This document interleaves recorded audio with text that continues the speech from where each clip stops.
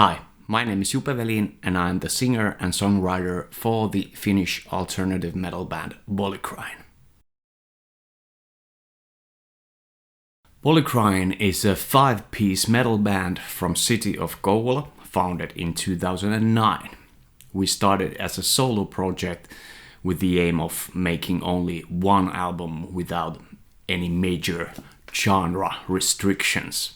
I started the project when I felt a need to deal with a difficult era in my life through music. So Volucrine's style of writing lyrics about personal topics and combining different styles of music was born right from the get-go. And now, 4 studio albums, 2 EPs, and 15 years later, our music would be best described as alternative metal with influences from melodic death and progressive metal. And on Etna, you can really hear the modern metal and metalcore influences as well. Volucrine means of or pertaining to birds. We changed our name to Volucrine in 2014 as we started to write our new album, The Lead Heavens, and decided to continue as a real band. The album contained a lot of themes of sky, heights, and even space, so we thought that title would fit perfectly to that. We started recording Etna in May 2021 during the pandemic. We recorded the drums in Deep Noise Studios here in Kouvola and continued with our bassist Joni in his Q-Sound studios right next door.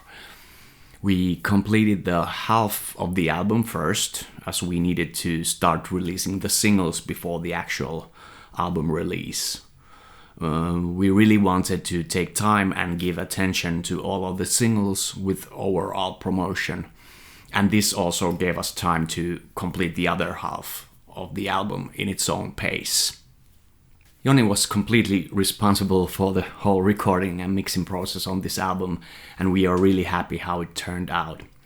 Finally, it was mastered by Miro Kiiski at Miro Mastering. The lyrics are very personal description of what I went through emotionally during the pandemic. Songs like Riptide, Combatant, The Verge, and Escapist are all connected to that feeling of isolation and disbelief of how things really were.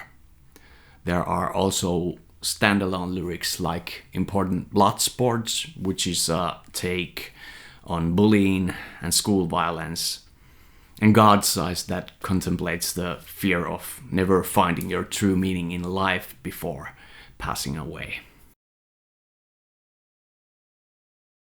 The cover art was really fun to make. It is an actual photo of a mask which I made by gluing decorative small stones onto a plain white mask. I fine-tuned it and added a bit more color to it in the post-production, and the final result is what you see on the cover. First, we offered our album to many record companies and labels, but Inverse Records made the best offer suitable for our needs. We've worked with them before, and we wanted to have a straight connection here in Finland to the company that releases our music. So far, everything has worked out very well with them. With their connections, we're constantly having interview requests. Our album has been played on many indie radios globally, and the amount of streams and views have blown us away. Personally, I have worked as a part-time stagehand at the local theater here in Kouvola since 2014.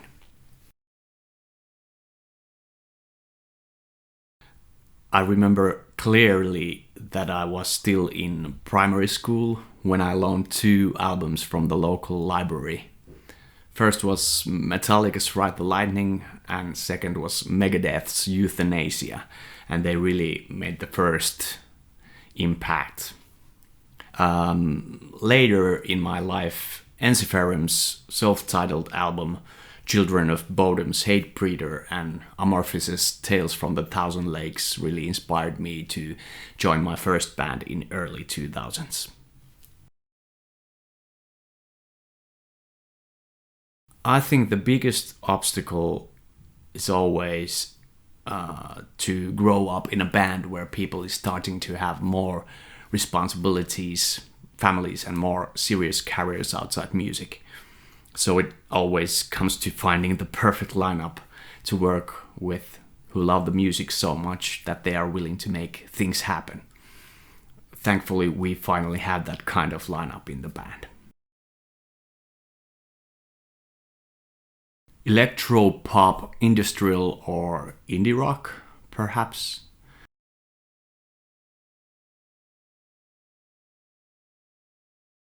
I think it's great that metal bands in the last decade have dared to take more influences from other genres and boldly combine different elements together. Of course, the influence of classic albums cannot be denied, but we should remain open to new and fresh ideas so that the genre has a bigger and brighter future ahead. Of course, many would like to keep metal underground, and I kinda understand that point of view, but I personally like the direction in which bands like Sleep Token and Bad Omens are taking the genre. Nothing beats good shredding on guitar. Leprous, last summer at Helsinki Metal Fest. Neither. I want to see the band and hear every note they play. I'm a bit of a night owl, so 12 a.m. studio session. Joji, A Glimpse of Us. For starters, to do as many live shows as possible this year and slowly start rehearsing the demo songs for the new album. Maybe do one more music video to promote Etna, but we're already looking forward on recording the new material.